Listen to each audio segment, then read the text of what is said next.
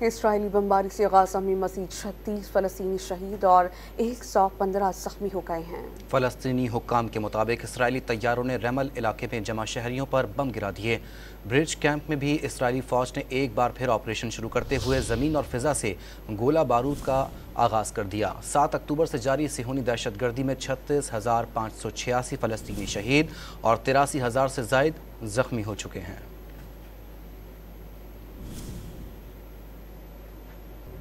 اسرائیلی بمباری سے غزہ میں مزید 36 فلسطینی شہید اور 115 زخمی ہو گئے ہیں۔ فلسطینی حکام کے مطابق اسرائیلی طیاروں نے ریمل علاقے میں جمع شہریوں پر بم گرا دیے۔